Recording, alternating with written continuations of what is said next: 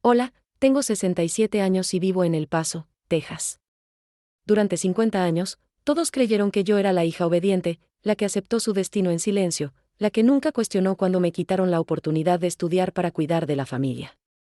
Fui obligada a abandonar una beca que cambiaría mi vida, no por necesidad, sino porque mi padre decidió que las mujeres no necesitan educación.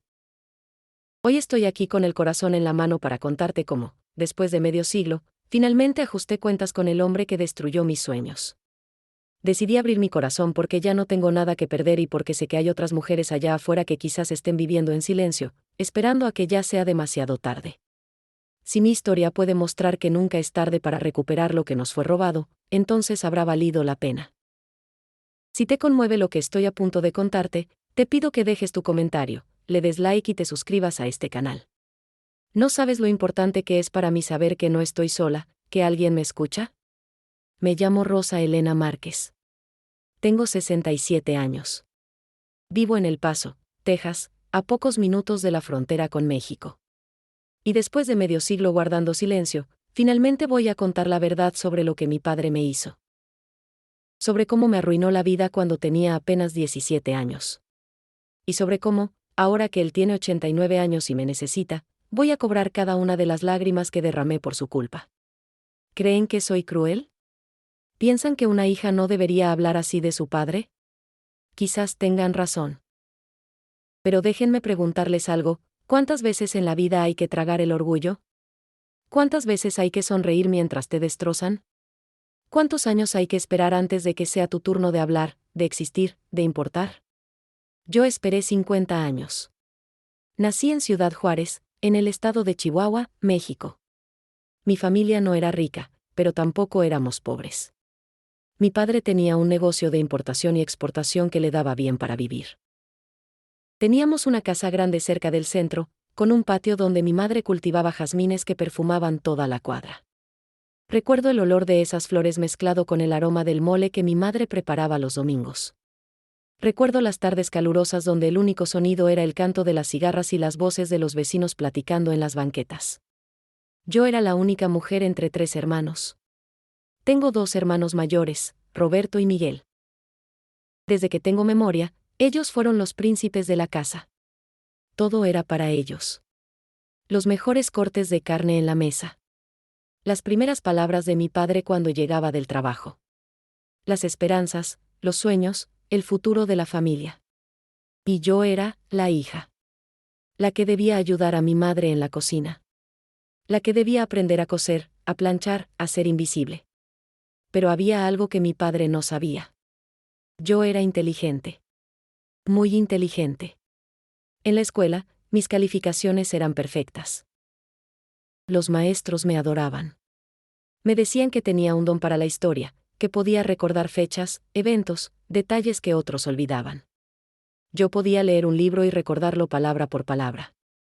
Podía escuchar una clase y nunca necesitar estudiar después. Era como si mi cerebro fuera una cámara que capturaba todo y lo guardaba para siempre. Cuando cumplí 16 años, algo extraordinario sucedió. Llegó una carta de la Universidad Nacional Autónoma de México. La UNAM. La universidad más importante del país. Me habían aceptado con una beca completa para estudiar historia. No solo me pagarían los estudios. También me darían un lugar donde vivir, comida, y una pequeña cantidad de dinero cada mes. Era una de las becas más prestigiosas de México. Solo 3 estudiantes en todo el país la recibían cada año. Yo lloré de felicidad cuando leí esa carta. Corrí por toda la casa gritando. Mi madre me abrazó con lágrimas en los ojos. Mis hermanos, por primera vez, me miraron con algo parecido al respeto. ¿Y mi padre? Mi padre no dijo nada. Solo tomó la carta de mis manos, la leyó en silencio, y la dejó sobre la mesa. Ya veremos, fue todo lo que dijo. Durante 2 meses viví en un sueño. Imaginaba mi vida en la Ciudad de México. Me veía caminando por los pasillos de la universidad, con libros bajo el brazo. Me imaginaba escribiendo ensayos brillantes, convirtiéndome en profesora, en historiadora. Tal vez escribiendo libros que la gente leería durante generaciones. Era mi futuro. Brillante, real, tan cercano que podía tocarlo. Y entonces mi madre se enfermó. Fue algo súbito. Un día estaba bien, cocinando como siempre, cantando mientras limpiaba la casa. Al día siguiente estaba en cama con fiebre alta y dolores terribles. Los médicos dijeron que era algo serio, que necesitaría cuidados constantes durante varios meses, tal vez un año. Mi padre llamó a una reunión familiar. Nos sentamos en la sala. Yo recuerdo que hacía calor y que el ventilador viejo del techo giraba despacio, moviendo el aire pesado de esa tarde de julio. Tu madre te necesita, me dijo mi padre, sin mirarme a los ojos. Roberto y Miguel tienen que continuar con sus estudios. Son el futuro de esta familia. Pero tú, Rosa Elena, tú eres mujer. Es tu deber cuidar a tu madre. Es lo que las hijas hacen. Sentí como si me hubieran vaciado por dentro. Como si alguien hubiera arrancado todo lo que yo era y lo hubiera tirado a la basura. ¿Y mi beca?, pregunté, con voz temblorosa. ¿Y la universidad? Habrá otras oportunidades, mintió mi padre. La familia es primero. ¿Saben cuál es la parte más cruel de esta historia? Mi padre tenía dinero de sobra para contratar enfermeras. Podía pagar a 3, 4 personas para que cuidaran a mi madre. Pero no lo hizo. Porque para él, yo no era una persona con sueños y futuro. Yo era una herramienta. Una sirvienta gratis. Una hija que debía obedecer. Y yo obedecí. Porque así nos criaron. Porque en ese tiempo, en ese lugar, las hijas no discutían con los padres. Porque mi madre estaba enferma y yo la amaba. Porque tenía 17 años y no sabía cómo luchar contra un sistema entero que me decía que mi lugar estaba en la casa, no en la universidad. Escribí una carta a la UNAM explicando que no podría aceptar la beca. Lloré mientras la escribía. Lloré mientras la ponía en el sobre. Lloré mientras la echaba en el buzón. Y seguí llorando durante meses, en secreto, cuando nadie me veía. Cuidé a mi madre durante 3 años. 3 años completos de mi vida. Mi juventud se fue cuidando a alguien más. Y cuando mi madre finalmente se recuperó, yo tenía 20 años, la beca había sido dada a otra persona, y mi padre ya había arreglado mi matrimonio con un comerciante amigo suyo. Nunca me preguntó si yo quería casarme. Nunca me preguntó si amaba a ese hombre. Solo arregló todo y me anunció la fecha de la boda. Y yo, como siempre, obedecí. Esa fue mi vida. Enterrada viva a los 17 años. Pero ahora, 50 años después, todo va a cambiar. Porque mi padre me necesita. Y esta vez, voy a ser yo quien ponga las reglas. Era una tarde de julio, exactamente 50 años después de aquel julio que me arruinó la vida. ¿No es curioso cómo la vida tiene estos ciclos? El calor era insoportable en El Paso. El aire acondicionado de mi casa vieja luchaba contra el sol del desierto. Yo estaba en la cocina preparando agua de Jamaica, cuando sonó el teléfono. El número era de Juárez. Mi corazón dio un salto. Hacía años que no hablaba con nadie de allá. Mi madre había muerto hace 15 años. Mis hermanos y yo apenas nos hablábamos, solo en Navidades y cumpleaños, y hasta eso por compromiso. ¿Rosa Elena? Era la voz de Roberto, mi hermano mayor. Sonaba preocupado, pero también molesto. Como si la llamada fuera una obligación desagradable. Sí, Roberto. ¿Qué pasa? Es papá. Tuvo un episodio. Los doctores dicen que tiene confusión mental, quizás demencia. Está en una residencia para ancianos aquí en Juárez, una muy buena, muy cara. Pero necesita cuidados constantes. Alguien que esté con él todos los días. Esperé. Sabía lo que venía. Miguel y yo, bueno, tú sabes. Tenemos nuestros negocios, nuestras familias. Es muy complicado para nosotros. Pero tú siempre has sido tan buena cuidando a la gente. ¿Recuerdas cómo cuidaste a mamá? Papá necesita ese mismo amor ahora. Amor. Qué palabra tan interesante. Qué fácil es pedirle amor a alguien cuando nunca te preguntaste si esa persona recibió amor de vuelta. Mi primer instinto fue colgar el teléfono. Mi segundo instinto fue decirle a Roberto exactamente lo que pensaba de él, de Miguel, y especialmente de mi padre.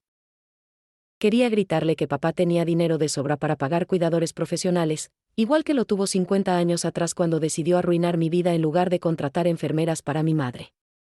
Pero no hice ninguna de esas cosas. En lugar de eso, respiré profundo. Y en ese momento, mientras sostenía el teléfono y sentía el sudor correr por mi espalda, algo dentro de mí hizo clic. Como una puerta que se abre después de estar cerrada durante décadas. Una idea comenzó a formarse en mi mente. Una idea oscura, deliciosa, perfecta. Claro, dije con voz suave, casi dulce. Por supuesto que cuidaré de papá. Es mi deber como hija, ¿verdad? Pude escuchar el suspiro de alivio de Roberto al otro lado de la línea.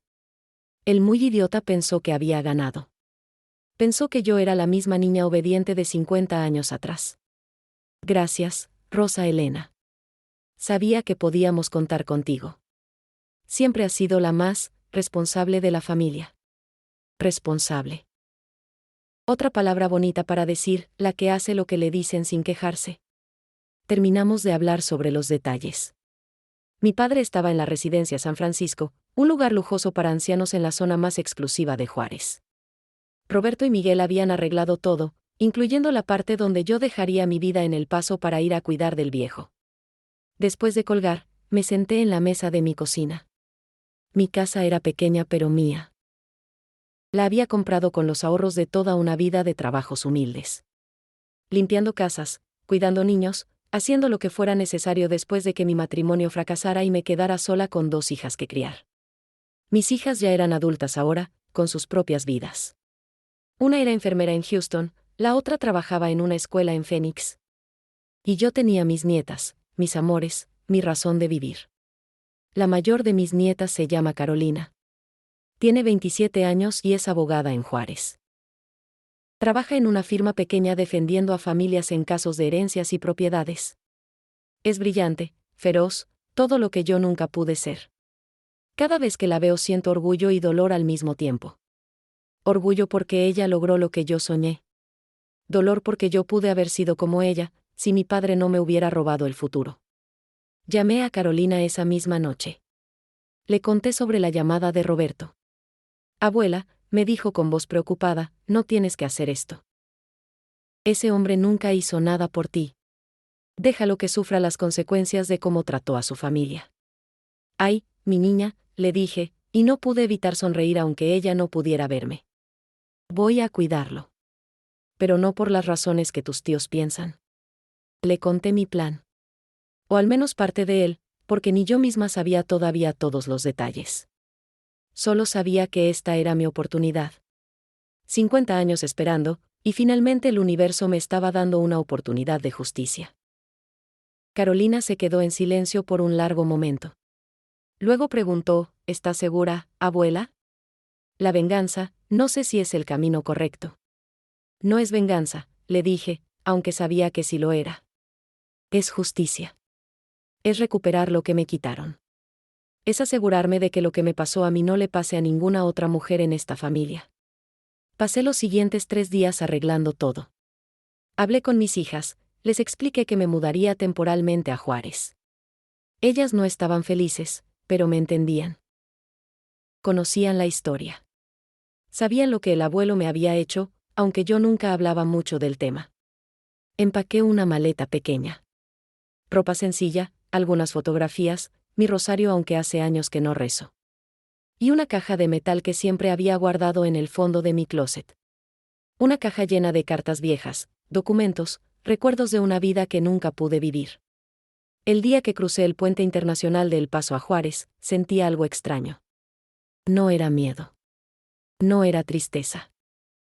Era algo parecido a la anticipación. Como cuando sabes que algo importante está por pasar, algo que cambiará todo. La ciudad había cambiado mucho en los años desde que me fui. Nuevos edificios, nuevas calles. Pero el centro histórico seguía igual. Las mismas fachadas coloniales, las mismas calles empedradas, las mismas iglesias con sus campanas que sonaban cada hora. El olor era diferente ahora, más urbano, menos flores y más gasolina. Pero todavía podía cerrar los ojos y recordar cómo era cuando yo tenía 17 años y el mundo entero estaba frente a mí, esperando. Renté un apartamento pequeño cerca del centro. 2 habitaciones, un baño, una cocina diminuta. Las ventanas daban a una calle donde los vendedores ambulantes gritaban sus productos y los niños jugaban fútbol en las tardes. El ruido era constante, pero no me molestaba. Me hacía sentir viva, conectada con algo más grande que yo. Al día siguiente, fui a visitar a mi padre por primera vez en años. La residencia San Francisco era exactamente lo que esperaba. Elegante, limpia, cara. Los pisos brillaban, las plantas decorativas estaban perfectamente cuidadas, el aire olía a flores frescas y desinfectante suave. Todo era perfecto. Por supuesto que lo era. Mis hermanos solo querían lo mejor para papá, aunque nunca se preguntaron si yo había tenido lo mejor alguna vez en mi vida. Una enfermera me guió hasta la habitación de mi padre. Era grande, con ventanas que daban a un jardín. Había una cama con barandas, un sillón cómodo, un televisor nuevo. Todo lo que un anciano pudiera necesitar. Y ahí estaba él. Mi padre. 89 años. Pequeño ahora, frágil, tan diferente del hombre grande y fuerte que había dominado cada aspecto de mi niñez. Estaba sentado en el sillón, mirando por la ventana sin ver realmente nada. Cuando entré, lentamente giró la cabeza. Sus ojos, antes tan penetrantes, ahora estaban nublados, confundidos. Me miró sin reconocerme. ¿Quién eres?, preguntó con voz débil. Soy Rosa Elena, dije, acercándome. Tu hija. Algo pasó por sus ojos. Confusión, quizás un destello de reconocimiento. Luego nada. ¿Tienes mi medicina?, preguntó. Me senté en la silla junto a él. Lo observé. Este hombre me había dado la vida, pero también me la había quitado. Este hombre me había visto llorar cuando perdí mi beca, y no le importó. Este hombre había destruido mis sueños sin pensarlo 2 veces. Y ahora me necesitaba. Sí, papá, dije suavemente, tomando su mano arrugada. Tengo todo lo que necesitas. La primera semana cuidando a mi padre fue extraña. Perturbadora de maneras que no esperaba. Yo había imaginado que sentiría rabia, que cada momento sería una batalla contra el deseo de confrontarlo. Pero la realidad era más complicada. Porque el hombre frente a mí ya no era el tirano de mi juventud. Era una cáscara vacía, un fantasma de quien había sido. La demencia es una cosa cruel. Le roba a la persona su presente, pero a veces le devuelve retazos del pasado de manera confusa y aleatoria. Mi padre tenía momentos de lucidez donde sabía quién era yo, dónde estaba. Pero la mayoría del tiempo vivía en algún punto perdido entre décadas, mezclando épocas, confundiendo personas.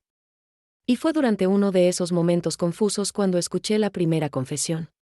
Era de noche. Yo había llegado tarde a la residencia después de organizar mi nuevo apartamento. El edificio estaba en silencio, solo el zumbido distante del aire acondicionado y los pasos suaves de las enfermeras en el pasillo. Entré a la habitación de mi padre y lo encontré despierto, sentado en la cama, mirando las sombras en la pared. ¿Necesita algo, señor?, pregunté, usando el tono profesional que había decidido mantener. Él giró hacia mí, pero no me vio a mí. En sus ojos nublados había algo diferente. Me miraba como si yo fuera otra persona. Marta, susurró. Marta era mi madre. Tengo que contarte algo. Algo que llevo guardado mucho tiempo. Me quedé paralizada. ¿Debía corregirlo? ¿Debía decirle que yo no era mi madre? Decidí quedarme en silencio. A veces el silencio te da más respuestas que 100 preguntas. El dinero que guardabas para Rosa Elena, continuó mi padre, su voz rasposa en la penumbra. Lo usé. Todo. Eran $30,000. Los usé para el negocio de Roberto y para pagar la universidad de Miguel. Sé que estás enojada. Pero ellos son hombres, Marta. Ellos van a cuidar la familia. Rosa Elena, ella solo necesita un buen marido. El mundo se detuvo. El aire se volvió pesado, difícil de respirar. Yo sabía que mi madre había ahorrado dinero. Durante años la vi guardar billetes en una caja que escondía en su armario. Cuando murió, nunca encontramos ese dinero. Mi padre dijo que no sabía nada al respecto. Dijo que tal vez nunca existió, que quizás mi madre lo había gastado en cosas de la casa. Pero existió. $30,000. En los años 70, eso era una fortuna. Hubiera podido pagar mi universidad completa, mi vivienda, todo.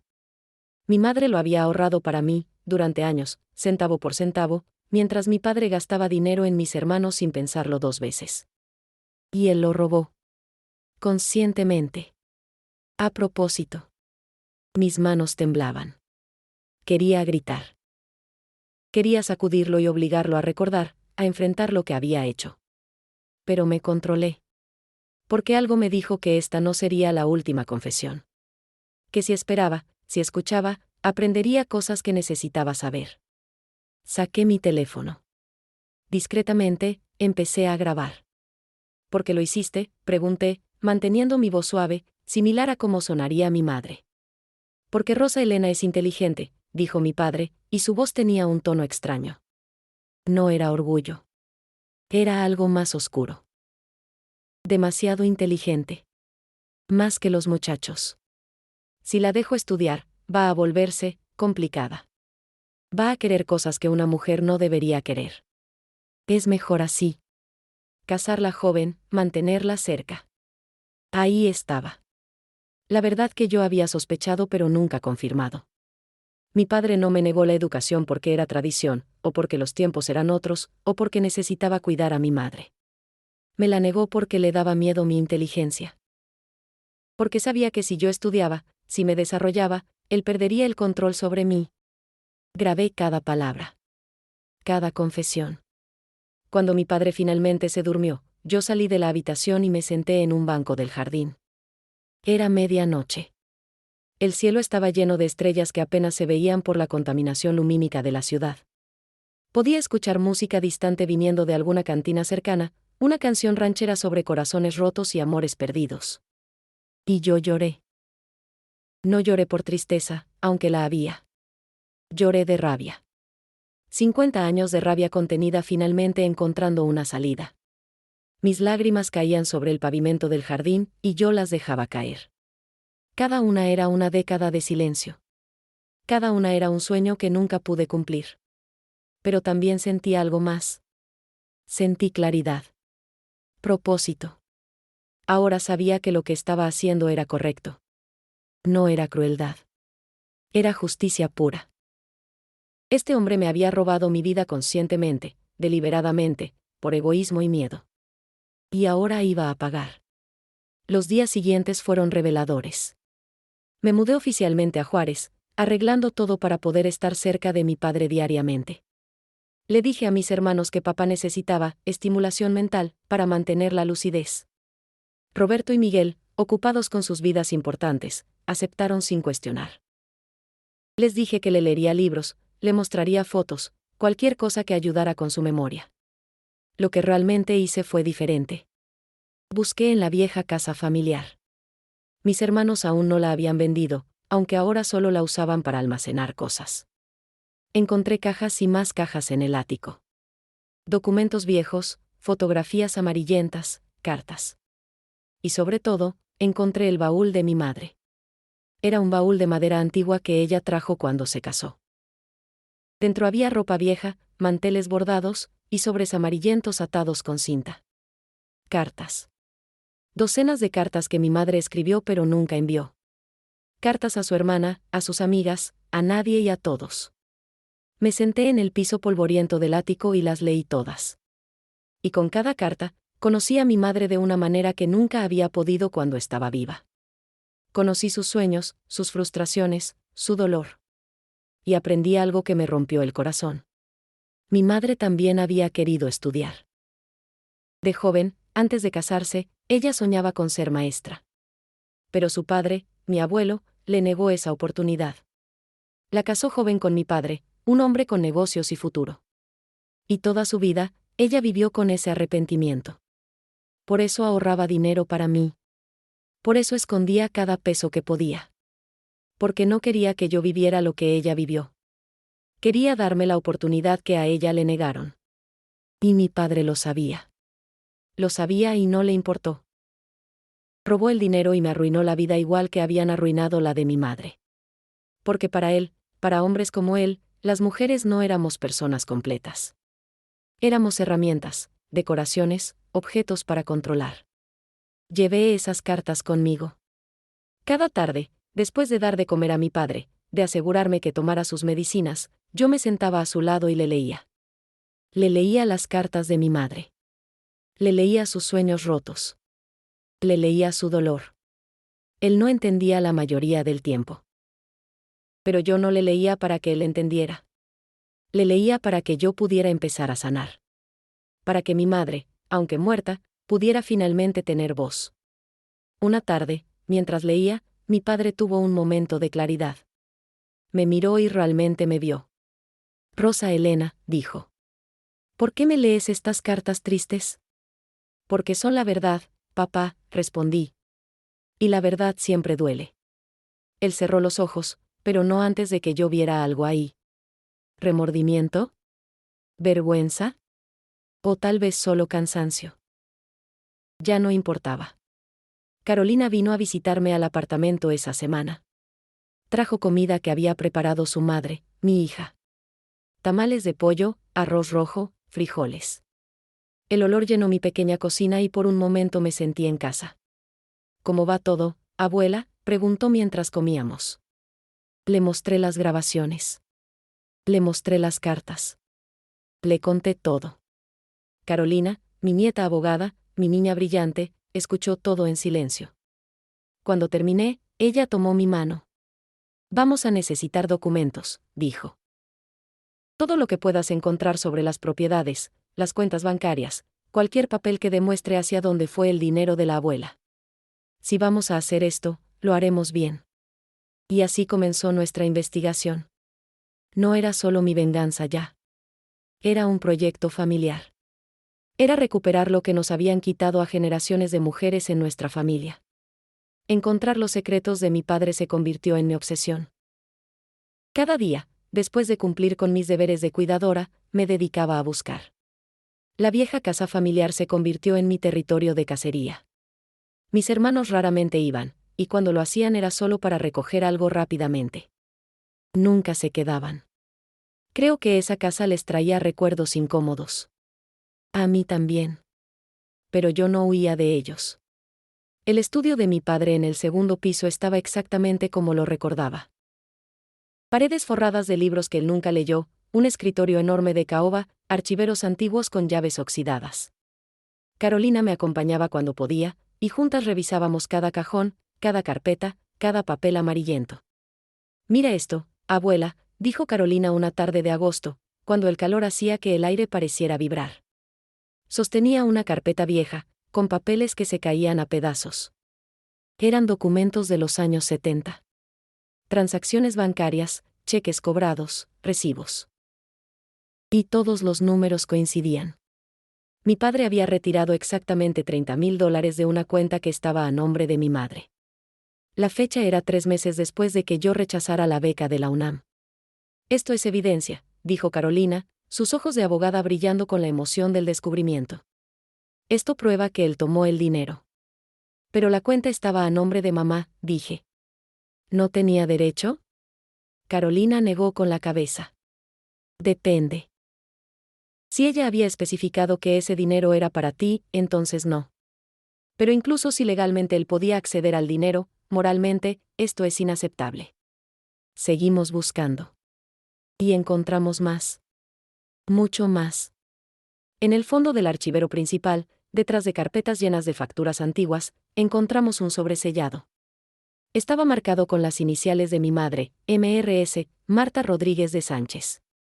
Dentro había un documento. Un testamento. El testamento de mi madre, escrito 10 años antes de su muerte. En él, dejaba claramente especificado que la mitad de todos sus bienes personales, sus joyas, sus ahorros, sus pertenencias, debían ser para mí, Rosa Elena. La otra mitad para mis hermanos. Era justo, equilibrado, amoroso. Pero ese testamento nunca se había ejecutado. Cuando mi madre murió, mi padre presentó documentos diferentes.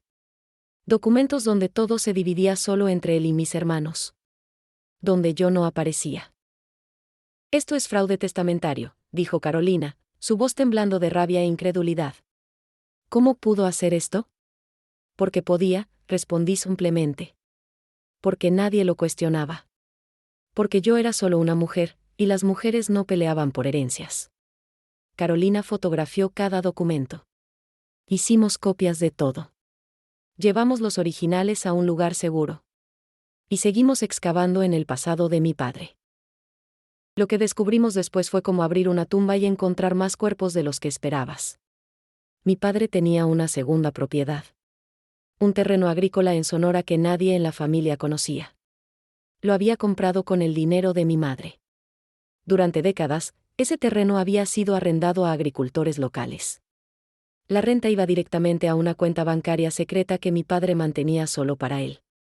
Con la ayuda de Carolina y sus contactos legales, rastreamos esa cuenta. Los números eran asombrosos. A lo largo de 30 años, ese terreno había generado más de $200,000 en renta acumulada. $200,000. Dinero que debería haber sido de mi madre. Dinero que debería haber sido mío. ¿Qué vamos a hacer con esta información?, preguntó Carolina. Me senté en silencio por un largo momento. Afuera, podía escuchar los sonidos de Juárez al atardecer. Vendedores gritando últimas ofertas del día, niños jugando en la calle, el distante sonido de un mariachi tocando en alguna plaza. La vida continuaba, indiferente a las injusticias del pasado. Vamos a recuperarlo, dije finalmente. Todo. Pero no de manera obvia. No queremos que mis hermanos sospechen aún. Necesitamos ser inteligentes. Esa noche, de vuelta en mi apartamento, me senté junto a la ventana. Podía ver las luces de El Paso al otro lado de la frontera.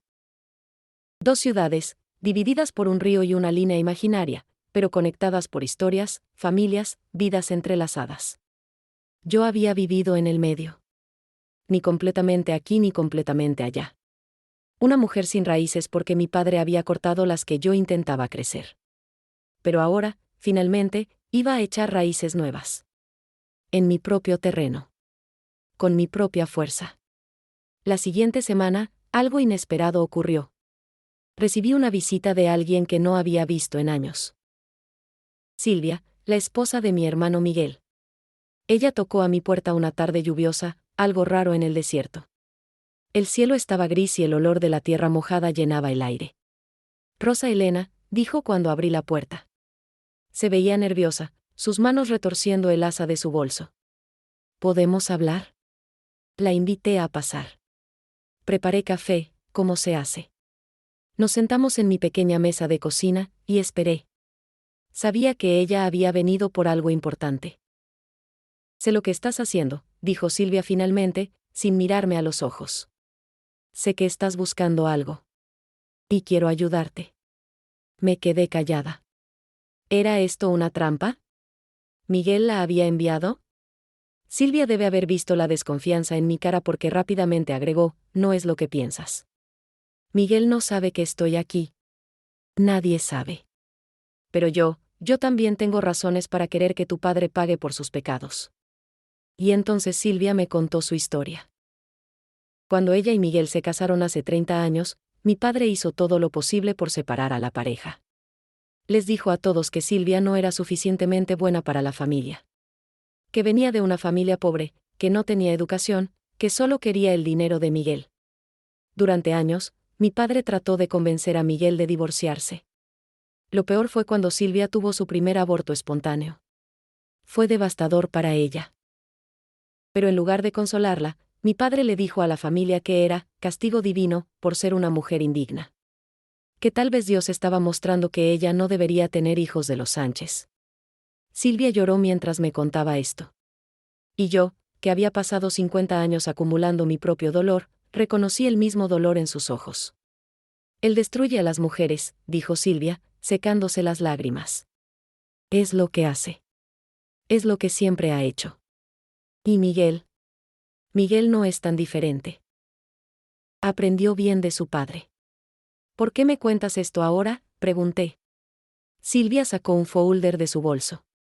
Porque tengo documentos. Papeles que Miguel guarda en la casa. Transacciones bancarias, propiedades, todo. No sé exactamente qué significan, pero sé que son importantes. Y sé que si alguien merece verlos, eres tú. Tomé el folder con manos temblorosas. Adentro había copias de estados de cuenta bancarios de mi padre. Y había algo más.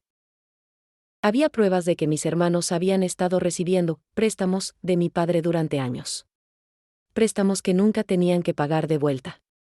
Dinero que fluía constantemente hacia ellos mientras a mí nunca me ofrecieron nada. Gracias, le dije a Silvia. No me agradezcas, respondió ella. Haz lo que tengas que hacer. Por todas nosotras. Cuando Silvia se fue, llamé a Carolina. Le mostré los nuevos documentos. Su sonrisa era la sonrisa de un depredador que finalmente ve a su presa. Con esto, dijo, podemos construir un caso completo. No legal, porque muchas cosas ya prescribieron. Pero moral. Podemos mostrar un patrón de comportamiento. Podemos probar que tu padre sistemáticamente favoreció a los hijos sobre las hijas, que desvió recursos, que mintió y engañó. ¿Y qué hacemos con eso?, pregunté. Esperamos el momento correcto, dijo Carolina. Y cuando llegue ese momento, golpeamos fuerte. Esa noche soñé con mi madre. En el sueño, ella estaba joven otra vez, sentada en el jardín de la casa vieja. Los jazmines estaban floreciendo y el aire estaba dulce con su perfume. Ella me miraba y sonreía. Termina lo que yo no pude, mija, decía en el sueño. Sé la voz que yo nunca tuve. Desperté con lágrimas en las mejillas. Pero no eran lágrimas tristes. Eran lágrimas de determinación. Esto ya no era solo por mí. Era por mi madre. Por Silvia. Por todas las mujeres en nuestra familia que habían sido silenciadas, ignoradas, robadas. Y yo iba a hablar por todas ellas. Los hermanos comenzaron a sospechar. No de mí específicamente, pero sí de que algo estaba cambiando. Yo había pasado de ser la hermana invisible a alguien muy presente en la vida de mi padre. Eso los ponía nerviosos. Una tarde de septiembre, Roberto llegó sin avisar a la residencia. Yo estaba leyéndole a mi padre, como hacía todas las tardes. Esta vez eran fragmentos de periódicos viejos que había encontrado, artículos sobre la UNAM en los años 70, incluyendo una mención a las becas prestigiosas de ese año. Rosa Elena, dijo Roberto desde la puerta. Su voz era cordial pero había algo frío detrás de ella. Qué dedicada eres. Papá tiene suerte. Me levanté, sonreí. Solo hago lo que cualquier hija haría. Por supuesto.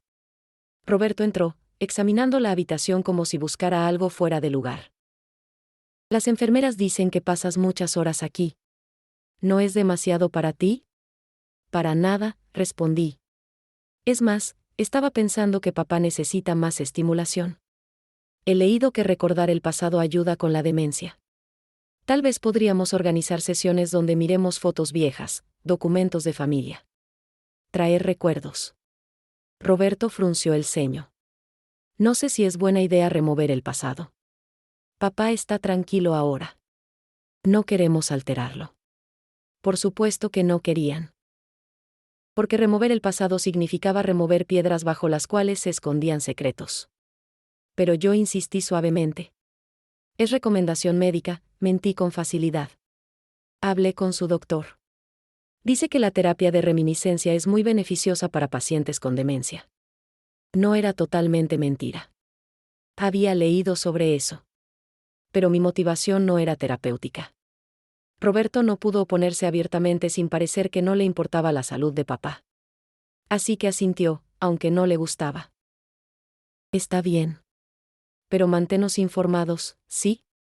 Miguel y yo queremos saber cómo evoluciona papá. Por supuesto, dije con mi mejor sonrisa de hija obediente. Cuando Roberto se fue, mi padre, que había estado callado, me miró con un momento de claridad. No confían en ti, dijo. Lo sé, papá. ¿Debería yo confiar en ti? Lo miré directamente a los ojos. ¿Alguna vez confiaste en mí? ¿Alguna vez me viste como algo más que un objeto de tu propiedad? Él no respondió. Cerró los ojos y volvió a su confusión. Pero yo vi algo ahí, un destello de reconocimiento de sus propios pecados. Esa semana, comencé a implementar la siguiente fase del plan. Había encontrado información sobre un programa de la UNAM para crear fondos educacionales privados. Estos fondos se podían establecer con donaciones o propiedades, y se usaban para dar becas a estudiantes. Con la ayuda de Carolina, comenzamos a redactar los documentos. El plan era crear un fondo educacional familiar, específicamente para las mujeres de la familia. Nietas, bisnietas, sobrinas. Cualquier mujer de los Sánchez que quisiera estudiar tendría acceso a ese fondo. ¿Y cómo vamos a financiarlo?, preguntó Carolina. Con los recursos que mi padre le debe a mi madre, respondí. Con el dinero del terreno en Sonora. Con parte de las propiedades que debieron ser mías. Abuela, dijo Carolina cuidadosamente, eso va a requerir que tu padre firme documentos. ¿Crees que lo hará? Va a hacerlo, dije con confianza que no sabía de dónde venía. Porque voy a convencerlo de que fue su idea. Durante las siguientes semanas, trabajé en mi padre. No de manera obvia. De manera sutil, paciente. En sus momentos de confusión, yo le hablaba. Le contaba sobre mis nietas, sobre sus talentos, sobre sus sueños de estudiar. Le hacía preguntas, ¿no sería maravilloso, papá, asegurar que las niñas de la familia tengan oportunidades? ¿No es eso lo que un buen patriarca haría? A veces él no respondía. Otras veces farfullaba algo incoherente. Pero lentamente, muy lentamente, comencé a plantar semillas. También trabajé en otra dirección.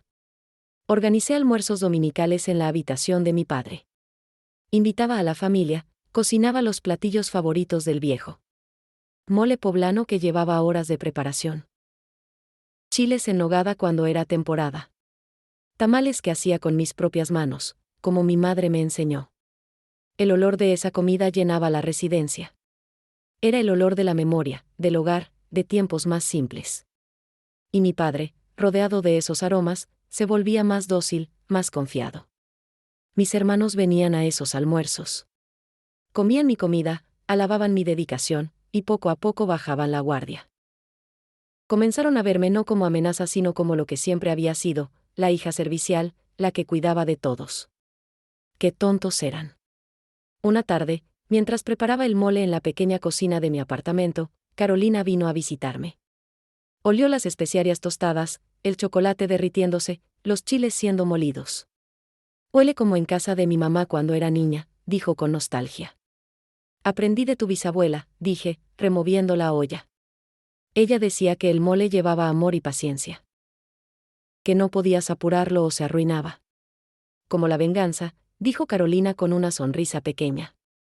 Como la justicia, corregí. Pero sonreí también. Entonces Carolina me contó algo que había descubierto. Durante su investigación de archivos familiares, encontró algo asombroso. Mi beca de la UNAM no había sido una beca cualquiera. Era la beca Marta Abreu, una de las más prestigiosas del país.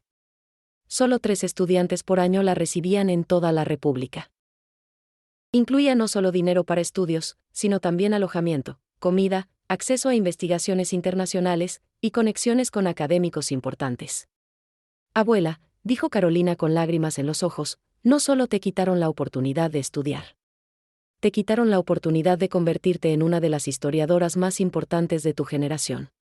Esa beca era un trampolín a una carrera académica extraordinaria. Me senté, porque mis piernas ya no me sostenían. Durante 50 años había sabido que me robaron algo. Pero nunca había comprendido la magnitud completa de ese robo. No era solo una universidad. Era una vida entera de potencial, de contribuciones que pude haber hecho, de libros que pude haber escrito, de estudiantes que pude haber enseñado. Lloré. Lloré como no había llorado en décadas. Carolina me abrazó y lloramos juntas. Por la mujer que yo pude haber sido. Por todas las versiones de mí que murieron cuando tenía 17 años. Cuando finalmente me sequé las lágrimas, algo cambió en mí. Ya no era solo rabia lo que sentía. Era un propósito más profundo. No se trataba de venganza personal. Se trataba de recuperar no solo lo material, sino también lo simbólico. Mi dignidad. Mi voz. Mi derecho a existir como persona completa. Vamos a ampliar el fondo educacional, le dije a Carolina. No solo para nuestra familia. También vamos a crear una beca. En nombre de mi madre. para mujeres de bajos recursos que estudien historia. Para que al menos una mujer cada año tenga la oportunidad que yo no tuve. Carolina sonrió a través de sus lágrimas. Eso va a necesitar más dinero. Lo conseguiremos, dije. Y lo creía. Porque el universo me debía esto. Mi padre me debía esto. Y yo iba a cobrarlo, cada centavo, cada oportunidad, cada pedazo de dignidad. Esa noche, después de que Carolina se fue, me senté en mi pequeño balcón. La ciudad se extendía frente a mí, miles de luces parpadeando en la oscuridad. Cada luz era una casa, una familia, historias de amor y dolor entrelazadas. Pensé en todas las mujeres en todas esas casas. ¿Cuántas de ellas habían tenido que tragar sus sueños? ¿Cuántas habían sido silenciadas, controladas, robadas de sus propias vidas? ¿Cuántas llevaban, como yo, medio siglo de resentimiento guardado? No podía salvarlas a todas. Pero podía salvar a algunas. Podía crear algo que durara más que mi vida, que ayudara a mujeres que ni siquiera habían nacido todavía. Esa era mi verdadera venganza. No la destrucción de mi padre, sino la creación de algo que él nunca pudo destruir, oportunidad. Esperanza. Futuro. Y con ese pensamiento, me sentí en paz por primera vez en 50 años. Octubre llegó con su aire más fresco y cielos despejados. Era mi mes favorito cuando era joven. El mes cuando debía haber empezado mis clases en la UNAM. Ahora, 50 años después, estaba creando mi propia versión de esa oportunidad perdida. Silvia, la esposa de Miguel, se convirtió en una aliada invaluable. Nos reuníamos en cafés discretos, lejos de lugares donde alguien de la familia pudiera vernos. Ella me traía más documentos, más información. Cada reunión revelaba otra capa de manipulación financiera de mi padre y mis hermanos. Miguel piensa que no entiendo nada de finanzas, me confió Silvia una tarde mientras tomábamos café en un lugar pequeño cerca del mercado. El aroma de pan dulce recién horneado llenaba el aire. Pero he estado casada con él por 30 años. He visto todo. Me mostró papeles que probaban que Roberto y Miguel habían estado desviando parte de las rentas de las propiedades del padre hacia sus propias cuentas. Pequeñas cantidades cada mes durante años. Acumulativamente, hablaban de decenas de miles de dólares. Ellos van a pelear, advertía Silvia. Cuando finalmente hagamos pública toda esta información, van a defenderse. Que peleen, dijo Silvia con una dureza que no le había visto antes. Ya no tengo miedo.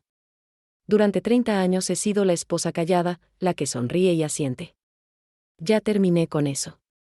Si Miguel decide dejarme, mejor. Al menos seré libre. Había poder en sus palabras. El poder de alguien que finalmente decide que su dignidad vale más que la comodidad de un matrimonio miserable. Pero Silvia no fue mi única aliada. Una noche recibí una llamada inesperada. Era de mi hija mayor, Teresa, la enfermera en Houston. Mamá, dijo, vuelo a Juárez este fin de semana. Necesitamos hablar. Mi corazón se aceleró. ¿Había descubierto algo? ¿Estaba enojada? Cuando Teresa llegó, nos sentamos en mi pequeño apartamento. Ella trajo tamales que había hecho, de los que a mí me gustan. Eso era buena señal. Teresa solo cocinaba cuando quería hacer las paces o celebrar algo. Carolina me lo contó todo, dijo Teresa finalmente. Sobre lo que el abuelo te hizo. Sobre el dinero robado. Sobre la beca. Me preparé para una reprimenda. Teresa siempre había sido la práctica, la que evitaba conflictos. Pero lo que dijo me sorprendió. ¿Por qué nunca nos contaste? ¿Por qué nos dejaste crecer pensando que simplemente decidiste no estudiar? ¿Por qué? Porque era vergonzoso, admití. Porque admitir que mi propio padre me destruyó la vida era admitir que yo no valía nada para él. Teresa tomó mis manos. Mamá, tú vales todo. Nos criaste sola cuando papá se volvió alcohólico. Trabajaste 3 empleos para que Carolina y yo pudiéramos estudiar. Nunca nos faltó nada. Eres la mujer más fuerte que conozco. Pero pude haber sido más, dije, y mi voz se quebró. Pude haber sido historiadora, profesora, escritora. Pude haber contribuido algo al mundo además de sobrevivir. Y lo harás, dijo Teresa con firmeza. Todavía puedes. No es tarde. Mamá, tienes 67 años, no 167. Todavía tienes tiempo. Sus palabras se quedaron conmigo. Durante tanto tiempo había pensado en mi vida como algo terminado, desperdiciado.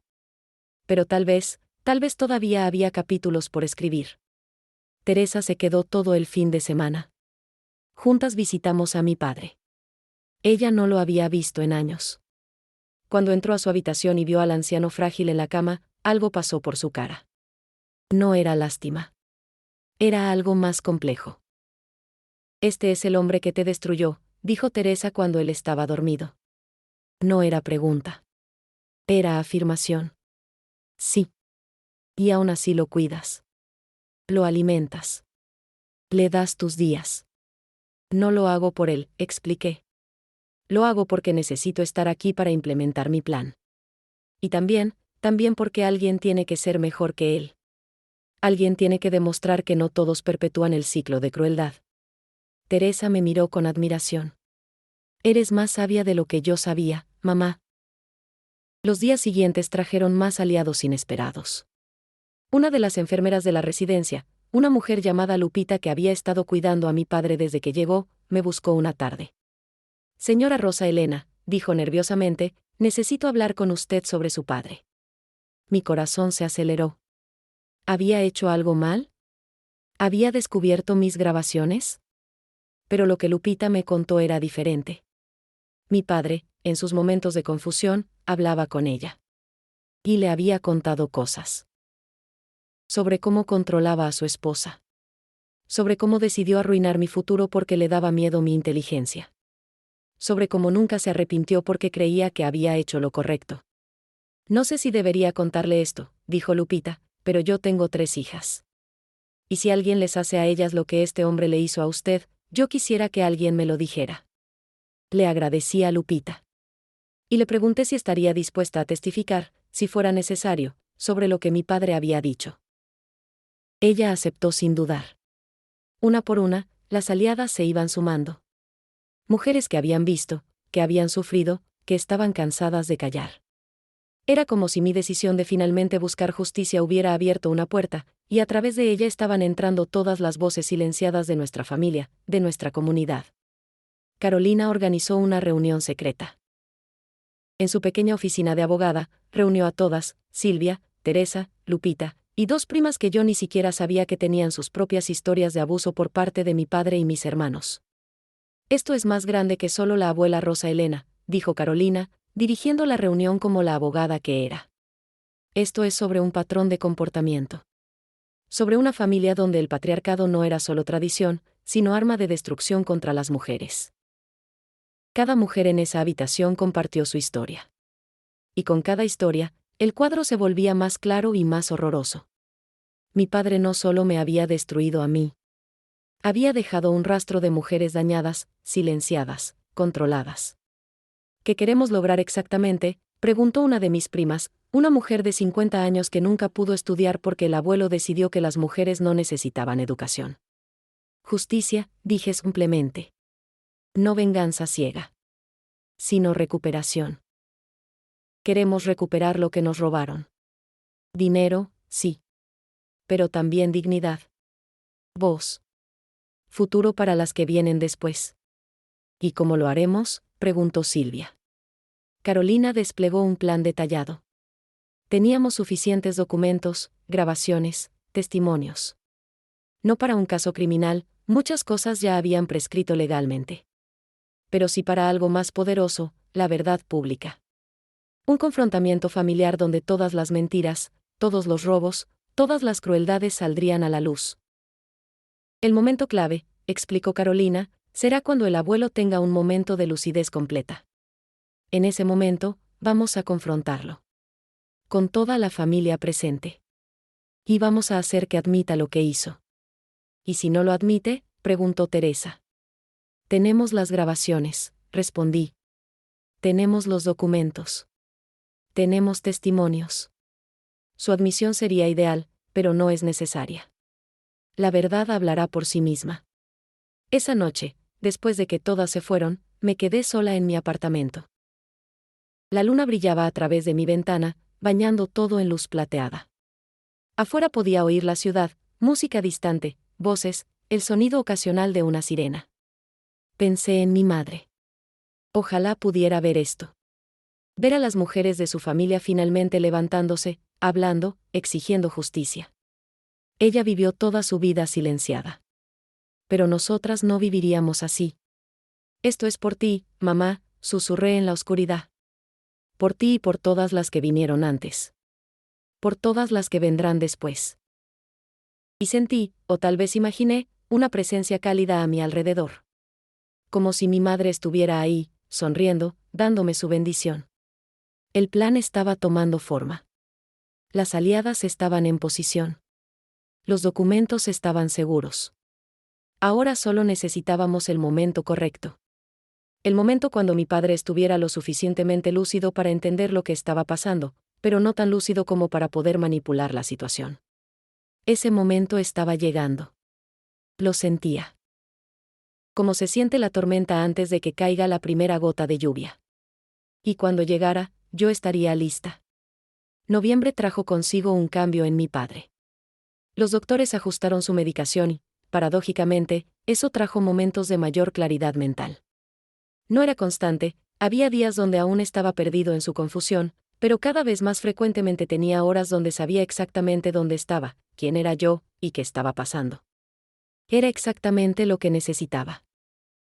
Un domingo, organicé el almuerzo familiar más elaborado hasta ahora. Invité a Roberto y Miguel con sus esposas. También invité a Carolina, Teresa, y algunas de mis primas. La habitación de mi padre estaba llena de gente, de comida, del ruido alegre de una reunión familiar. Había preparado todos los platillos favoritos del abuelo. El mole llevó 2 días hacerlo. Los tamales los envolví con mis propias manos. Había arroz rojo, frijoles refritos con queso, tortillas hechas a mano que aún estaban calientes. El olor era embriagador, transportando a todos de vuelta a la casa familiar de décadas atrás. Mi padre estaba sentado en su sillón favorito, lúcido hoy, sonriendo mientras veía a su familia reunida. Roberto y Miguel estaban contentos, pensando que todo este esfuerzo era simplemente mi manera de honrar al patriarca. ¡Qué ingenuos! Después de comer, cuando todos estaban satisfechos y relajados, saqué una caja vieja. La misma caja de metal que había traído de El Paso. Papá, dije suavemente, encontré algo que creo que te gustaría ver. Recuerdos de cuando éramos jóvenes. Su cara se iluminó. A los ancianos les gusta recordar. Es una de las pocas alegrías que la edad no puede quitar completamente. Abrí la caja. Adentro había fotografías, cartas, documentos. Comencé a mostrarlos uno por uno, narrando historias de nuestra familia. Todos se acercaron, interesados. Era bonito, nostálgico, inocente. Y entonces saqué la primera prueba real. Mira, papá, dije, mostrando una carta.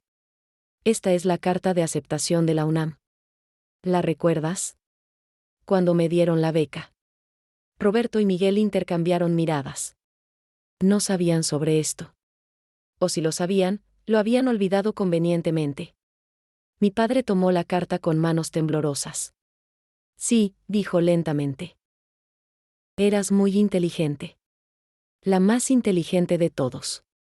Pero no fui a la universidad, continué, mi voz suave pero firme. ¿Recuerdas por qué?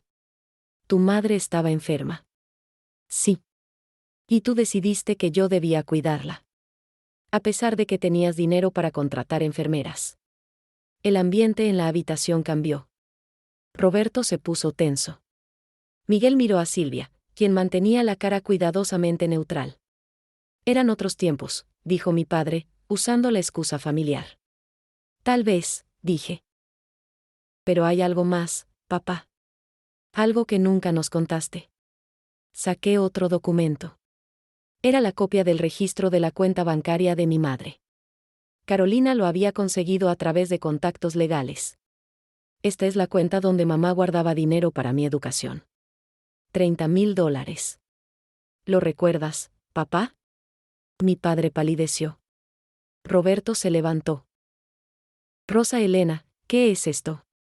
¿Por qué estás sacando documentos financieros viejos? Porque tengo derecho a saber la verdad, respondí, mirándolo directamente. Todos tenemos derecho. Durante 50 años he guardado silencio. Ya no más. Miguel intervino. Esto es inapropiado. Papá está enfermo. ¿No deberías alterarlo con la verdad? Interrumpí. Con el hecho de que papá tomó el dinero que mamá había ahorrado para mí y lo usó para financiar tus negocios, Miguel. ¿Para pagar tu universidad, Roberto? El silencio era ensordecedor. Mi padre cerró los ojos. Por un momento pensé que se refugiaría en la confusión, que pretendería no entender. Pero cuando abrió los ojos nuevamente, vi algo ahí. Resignación. Quizás hasta alivio de que finalmente el secreto había salido. Es verdad, dijo mi padre, y su voz era apenas un susurro. Lo hice. Roberto y Miguel explotaron en protestas, pero mi padre levantó una mano, silenciándolos. Había poder aún en ese gesto, el poder del patriarca que había controlado a esta familia durante décadas. Lo hice, repitió, más fuerte ahora. Tomé el dinero. Porque pensé que era lo correcto. Los hombres necesitan educación. Las mujeres necesitan esposos. ¿Y el testamento de mamá?, pregunté, sacando otro documento. El testamento donde dejaba la mitad de sus cosas para mí. ¿Por qué ese testamento nunca se ejecutó? ¿Testamento?, preguntó Roberto, genuinamente sorprendido. Mamá no tenía testamento. Si lo tenía, dijo Carolina, hablando por primera vez. Ella se levantó, toda profesional, toda abogada. Aquí está. Fechado 10 años antes de su muerte. Certificado por notario. Completamente legal. Y completamente ignorado. Mostró copias a mis hermanos. Los vi leer, vi sus caras cambiar de confusión a comprensión a algo parecido a la vergüenza. Papá, dijo Miguel lentamente, ¿sabías de este testamento? Mi padre no respondió. No necesitaba. Su silencio era confesión suficiente. Hay más, continué. Estaba en un ritmo ahora, años de dolor y rabia fluyendo en palabras controladas pero poderosas. Hay un terreno en Sonora.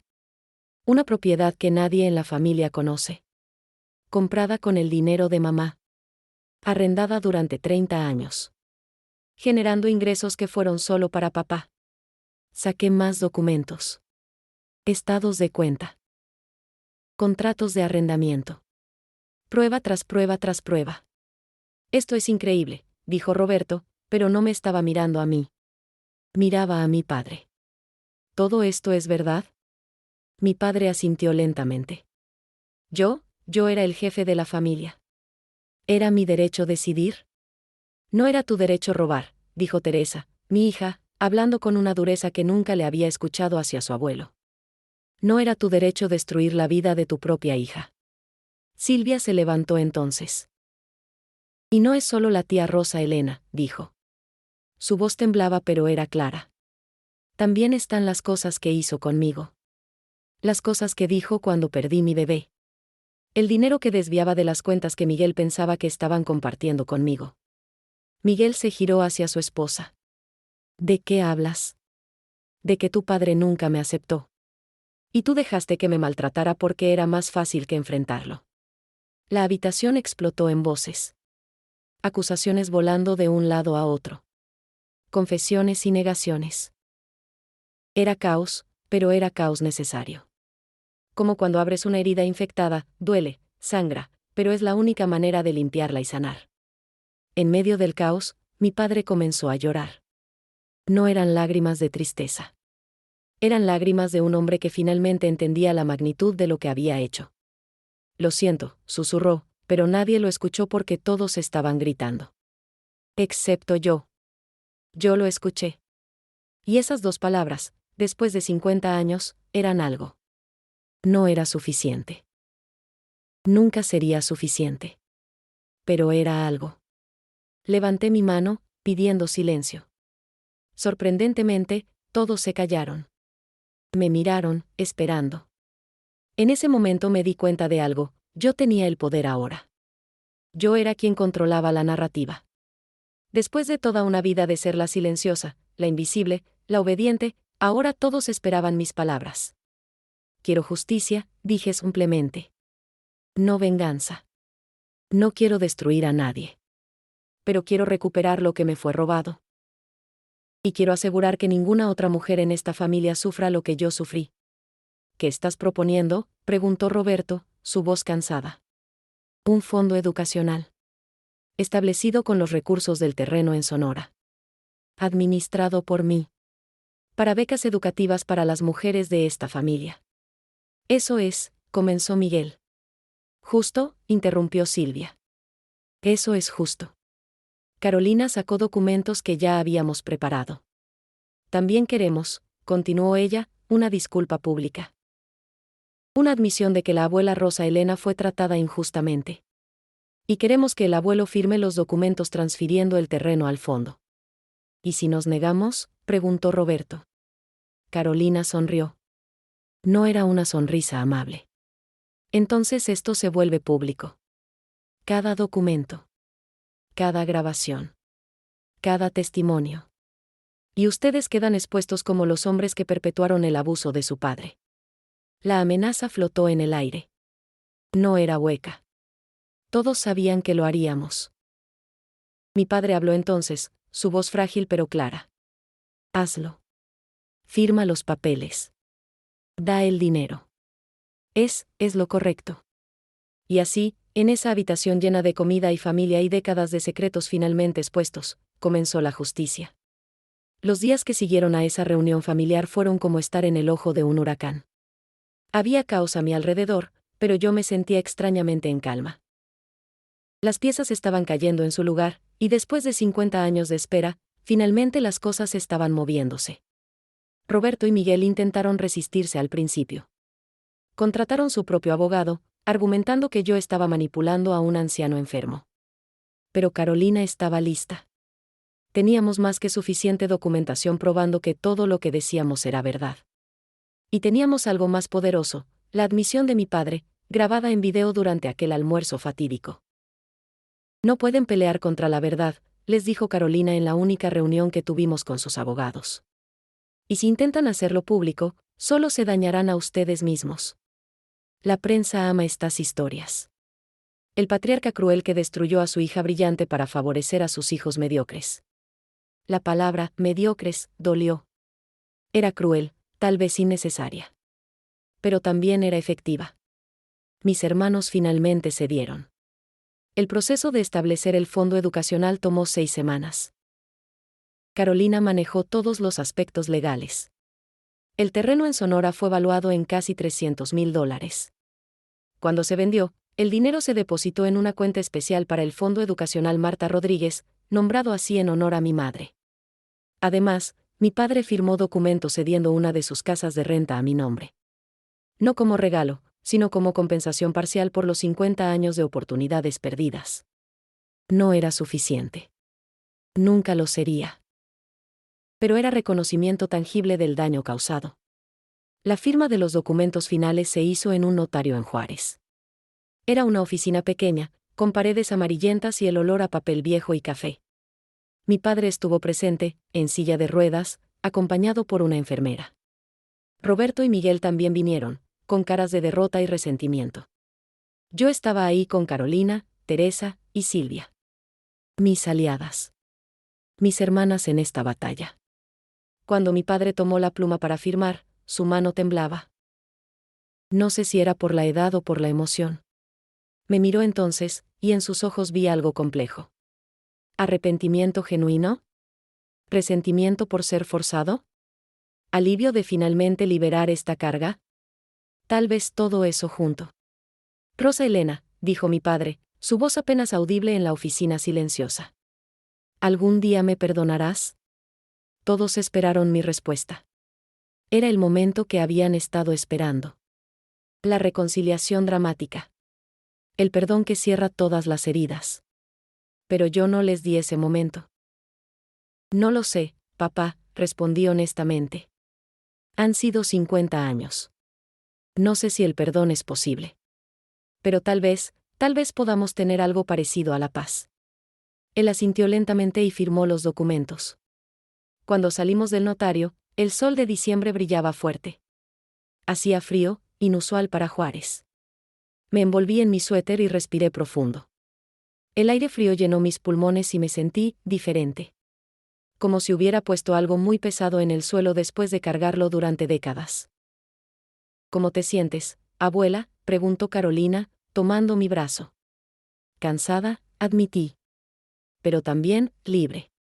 Por primera vez en mi vida, me siento libre. Esa noche hubo una pequeña celebración en mi apartamento. Solo las mujeres que habían sido parte de este viaje. Silvia trajo vino. Teresa había cocinado. Una de mis primas trajo su guitarra y cantamos canciones viejas, canciones que nuestras madres solían cantar. ¿Sabes qué es lo más irónico?, dijo Silvia, un poco ebria, riendo. Tu padre pasó toda su vida tratando de controlar y silenciar a las mujeres de esta familia. Y al final, fuimos nosotras las que controlamos todo. Brindamos por eso. Por las mujeres fuertes. Por las que resisten. Por las que esperan 50 años si es necesario, pero nunca olvidan. Pero la historia no terminaba ahí. Todavía faltaba algo. Algo importante. Una semana después de la firma, comencé algo que había estado evitando. Algo que me daba miedo pero que sabía que era necesario. Me inscribí en cursos online de historia en la UNAM. A los 67 años, medio siglo después de que me robaran esa oportunidad, finalmente iba a estudiar. Ya no en el campus, rodeada de jóvenes brillantes. Sino en mi pequeño apartamento en Juárez, con una laptop vieja y conexión de internet inestable. Pero iba a estudiar. El primer día de clases virtuales lloré. No de tristeza, sino de algo más profundo. Era como si estuviera conociendo a una versión de mí misma que había estado muerta durante 50 años. Como si esa joven de 17 años que nunca pude ser finalmente estuviera despertando dentro de mí. Las clases eran difíciles. Mi cerebro no funcionaba como a los 17. Necesitaba leer las cosas varias veces. Tomar notas extensas. Pero también tenía algo que no tenía entonces, perspectiva. 50 años de vida me daban una comprensión de la historia que ningún libro podía enseñar. Mis profesores, cuando descubrieron mi edad y mi historia, quedaron fascinados. Algunos me contactaron para entrevistas. Querían documentar mi caso como ejemplo de injusticia educativa contra las mujeres en México. Y de esas entrevistas nació una idea. ¿Por qué no escribir yo misma mi historia? Pero no solo mi historia. Las historias de todas las mujeres de mi generación que fueron silenciadas, que perdieron oportunidades, que nunca pudieron desarrollar su potencial por el simple hecho de ser mujeres. Empecé a escribir en las noches, después de hacer las tareas de mis clases. Escribía en mi computadora vieja, tecleando lento pero constante. Escribía sobre mi madre y sus sueños de ser maestra. Sobre las primas que nunca pudieron estudiar. Sobre Silvia y su matrimonio difícil. Sobre todas nosotras. Carolina me ayudó a conectar con editoriales. Y sorprendentemente, hubo interés. Era un tema relevante, actual. A pesar de que hablaba del pasado, resonaba con el presente. Porque aunque los tiempos habían cambiado, todavía había mujeres siendo silenciadas, todavía había familias donde el patriarcado destruía vidas. 3 meses después de empezar, tenía un contrato con una editorial pequeña pero respetada en Ciudad de México. Mi libro se llamaría Las hijas silenciadas, voces de mujeres a quienes les robaron el futuro. Cuando firmé el contrato, pensé en mi padre. Se preguntaría qué estaba haciendo. Su salud se había deteriorado después de firmar aquellos documentos. Era como si, habiendo finalmente confesado sus pecados, su cuerpo decidiera que ya no había razón para seguir adelante. Yo seguía visitándolo, aunque con menos frecuencia. Nuestras conversaciones eran breves, incómodas. Él preguntaba sobre mis días. Yo respondía con generalidades. Nunca mencioné el libro. Pero un día, en uno de sus momentos de claridad, él preguntó, ¿eres feliz ahora, Rosa Elena? Me tomó por sorpresa. ¿Feliz? ¿Después de todo lo que pasamos? ¿Después de 50 años perdidos? Estoy en paz, respondí finalmente. Y estoy estudiando. A los 67 años, finalmente estoy estudiando historia. Así que sí, papá. Supongo que hay algo de felicidad en eso.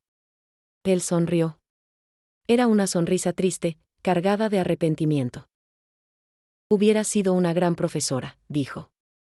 Siempre lo supe. Lo sé que lo sabías, respondí. Por eso me tenías tanto miedo. Y ahí, en esa admisión mutua, encontramos algo parecido a la honestidad. No era perdón. No era reconciliación completa. Pero era verdad.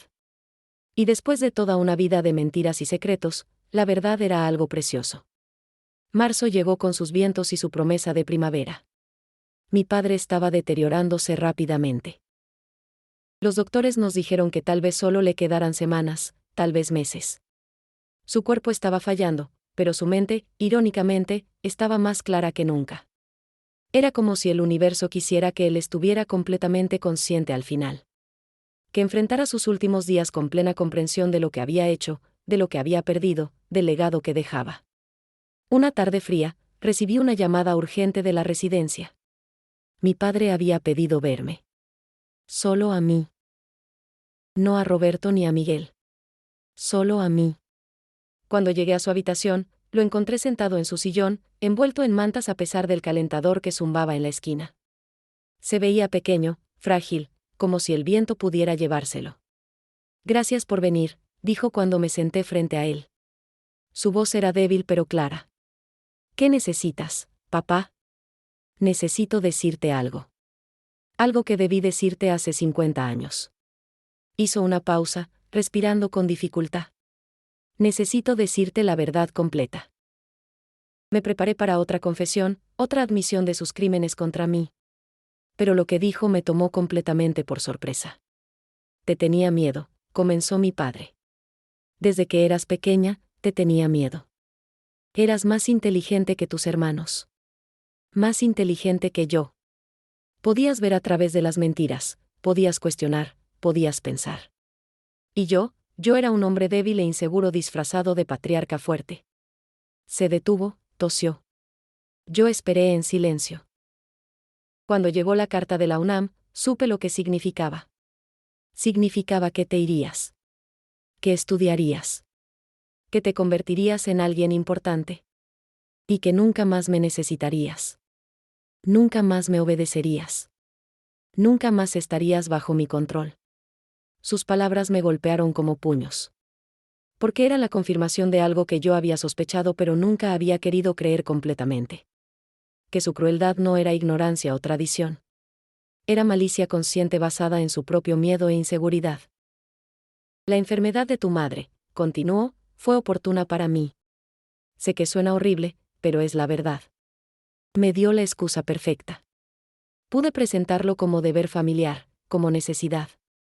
Pero la verdad es que hubiera encontrado cualquier excusa. Cualquier razón para mantenerte cerca, para mantenerte pequeña. ¿Por qué me dices esto ahora?, pregunté. Mi voz era controlada pero mis manos temblaban en mi regazo. Porque me estoy muriendo, dijo simplemente. ¿Y por qué he vivido 50 años sabiendo lo que hice? 50 años viendo lo que pudiste haber sido. Cada vez que veía a tus hermanos con sus vidas mediocres, sus negocios fallidos, sus matrimonios infelices, pensaba en ti. En lo brillante que eras. En lo que destruí. Pero nunca dijiste nada, respondí, y la rabia finalmente se estaba filtrando en mi voz. 50 años y nunca dijiste nada. Nunca te disculpaste. Nunca trataste de compensar. Porque era un cobarde, admitió. Y porque mientras no lo admitiera en voz alta, podía pretender que no había sido tan malo. Podía pretender que realmente había sido por tradición, por los tiempos que eran, por el bien de la familia. Todas las excusas que los hombres como yo usamos para justificar nuestras crueldades. Nos quedamos en silencio. Afuera podía escuchar los sonidos de la residencia. Carritos de comida pasando. Enfermeras hablando en voz baja. La televisión de algún otro paciente sonando distante. ¿Sabes qué es lo más triste?, dije finalmente. No es que me hayas robado la universidad. Es que me robaste la oportunidad de amarte. Si me hubieras apoyado, si me hubieras dejado volar, yo te habría adorado. Te habría visitado todos los fines de semana cuando estuviera estudiando. Te habría hecho sentir orgulloso con cada logro. Podrías haber tenido una hija que te amara genuinamente. Pero elegiste tener una hija que te odiara. Lo sé, susurró él. Lágrimas corrían por sus mejillas arrugadas. Lo sé. ¿Y mis hermanos?, pregunté.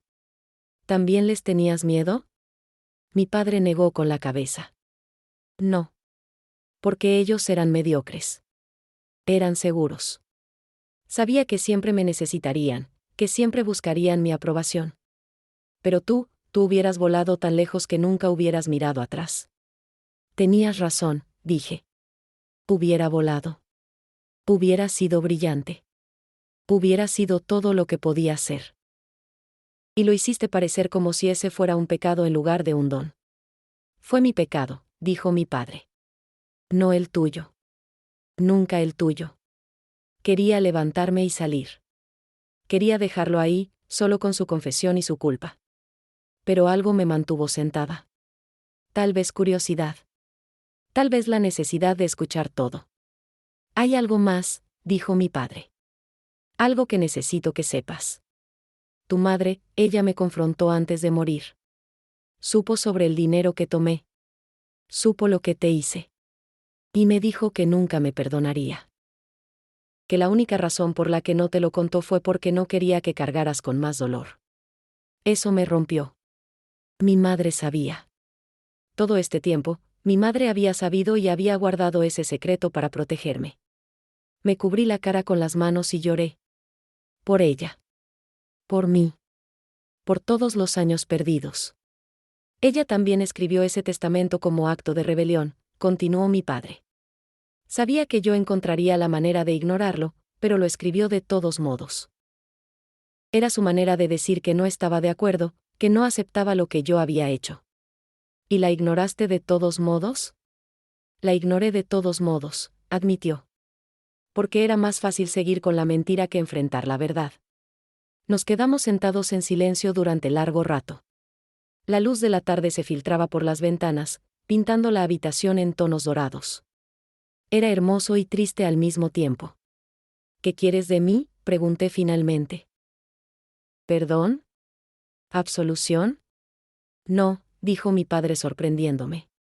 No merezco ninguna de esas cosas. Solo quería que supieras la verdad completa. Que supieras que no fue accidente. Que no fue ignorancia. Que fue elección consciente basada en mi propia debilidad. Quería que supieras que siempre supe cuán especial eras, y que te destruí de todos modos. ¿Por qué?, pregunté, mi voz quebrándose. ¿Por qué contarme esto ahora? ¿Por qué hacer que duela más? Porque te lo merecías, dijo simplemente. Te merecías la verdad. Y porque tal vez, algún día en el futuro, cuando escribas sobre esto, y sé que estás escribiendo, puedas decir que al final, el viejo cobarde al menos tuvo el coraje de admitir sus pecados. Me levanté entonces.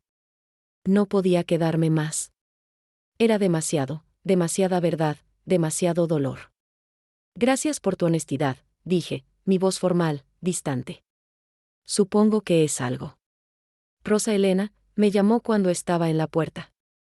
Me giré. Una última cosa. Estoy orgulloso de ti. De la mujer que te convertiste a pesar de mí. Del fondo educacional. De que estés estudiando. De tu libro. Estoy orgulloso, aunque no tenga derecho a estarlo. No respondí. Solo salí de la habitación y caminé por los pasillos de la residencia. Salí al jardín donde el aire fresco me golpeó la cara. Me senté en un banco y lloré. Lloré por todo. Por los 50 años perdidos. Por la verdad finalmente revelada. Por mi madre que supo y calló. Por el padre que pude haber amado si él hubiera sido diferente.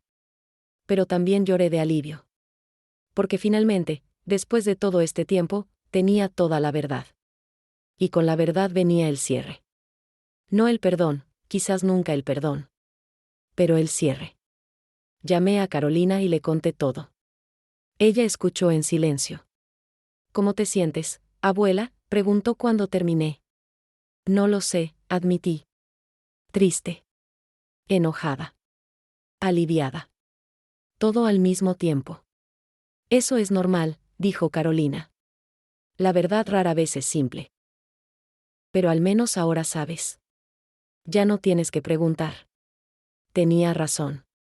Durante 50 años había vivido con preguntas. ¿Por qué? ¿Cómo pudo? ¿Acaso no me amaba?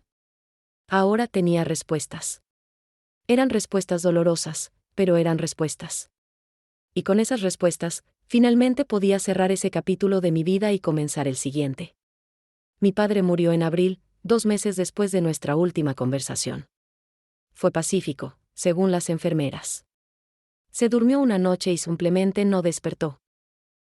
El patriarca que había dominado nuestra familia durante décadas se fue silenciosamente, sin drama, casi como disculpándose por toda la violencia que había causado en vida. El funeral fue pequeño. Roberto y Miguel estaban ahí, por supuesto, con sus familias. Algunos primos lejanos. Algunos conocidos de negocios. Yo estuve ahí también, no porque lo amara, sino porque era el final necesario de esta historia. Cuando llegó mi turno de hablar, muchos esperaban que dijera las mentiras tradicionales. Que era un buen hombre. Que lo extrañaríamos. Que había sido un padre ejemplar. Pero yo ya había terminado con las mentiras. Mi padre era un hombre complicado, dije, de pie frente al ataúd cerrado. Cometió errores graves. Lastimó a las personas que más lo necesitaban. Dejó heridas que tomaron décadas en sanar. Pero al final de su vida, tuvo el coraje de admitir sus fallas. No pido que lo perdonemos. Solo pido que aprendamos de sus errores. Que las generaciones que vienen después sepan que el poder sobre otros no es lo mismo que el respeto. Que el control no es lo mismo que el amor. Y que silenciar a alguien no los hace desaparecer, solo hace que la explosión sea más fuerte cuando finalmente encuentran su voz. Roberto y Miguel me miraron con ojos duros. Pero yo ya no me importaba su aprobación. Había pasado la vida buscándola y ahora sabía que no la necesitaba. Después del funeral, hubo un pequeño recibimiento en un salón. Comida, bebidas, gente contando historias sobre el difunto. Yo me quedé poco tiempo. Tenía cosas más importantes que hacer. Volví a mi apartamento y abrí mi laptop. Tenía trabajo que terminar. Mi libro estaba casi completo. Solo faltaba el capítulo final. El capítulo sobre redención, sobre recuperación, sobre lo que viene después de la justicia. Escribí durante horas. Escribí sobre el fondo educacional que ya había dado su primera beca a una joven de 18 años de una familia pobre en Chihuahua que quería estudiar historia. Escribí sobre mis propios estudios, sobre cómo a los 67 años finalmente estaba cumpliendo el sueño de mi juventud. Escribí sobre las alianzas que formé con otras mujeres, sobre cómo juntas habíamos recuperado nuestra voz. 2 meses después, mi libro se publicó. La presentación fue en una librería pequeña en Ciudad de México. Carolina, Teresa, Silvia y muchas de mis primas viajaron para estar ahí. La sala estaba llena, no solo de familias sino de extraños que habían oído sobre mi historia. Cuando leí del libro, cuando compartí mi experiencia, vi lágrimas en los ojos de muchas mujeres en la audiencia. Después, varias se me acercaron con sus propias historias. Historias de oportunidades negadas, de sueños destruidos, de padres y esposos y hermanos que las habían silenciado. Pero usted nos da esperanza, me dijo una mujer joven. Porque demuestra que nunca es demasiado tarde. Que podemos recuperar lo que nos robaron. Esas palabras se quedaron conmigo. Porque eso era exactamente lo que yo quería. No solo contar mi historia de dolor, sino también mi historia de recuperación. Mostrar que la injusticia no tiene que ser la palabra final. El libro tuvo más éxito de lo que esperaba. Se vendió bien. Recibió buenas críticas. Pero más importante, empezó conversaciones. En familias por todo México, mujeres comenzaron a hablar sobre sus propias experiencias. A cuestionar tradiciones que las lastimaban. A exigir más. El Fondo Educacional Marta Rodríguez también creció. Además del dinero inicial del terreno, comenzamos a recibir donaciones. Algunas pequeñas, de mujeres que habían leído mi libro y querían ayudar. Otras más grandes, de organizaciones que apoyaban la educación de mujeres. Para el primer aniversario de la muerte de mi padre, el fondo había ayudado a 7 jóvenes a estudiar. 7 futuros que no serían robados. 7 mujeres que tendrían las oportunidades que yo nunca tuve. También completé mi primer año de estudios de historia. No fue fácil. Había momentos de frustración, de dudas. A veces sentía que era muy vieja, que mi cerebro no podía mantener el ritmo. Pero seguí adelante. Y mis profesores me dijeron que mi trabajo era excepcional. Que mi perspectiva de vida me daba una comprensión de la historia que estudiantes más jóvenes no podían tener. Nunca es tarde para florecer, me dijo uno de mis profesores. A veces las flores más hermosas tardan más en abrirse. Una tarde de junio, un año después de la muerte de mi padre, estaba sentada en mi apartamento cuando sonó el teléfono. Era Roberto. Rosa Elena, dijo, su voz incómoda. Silvia me dejó. Se mudó con su hermana.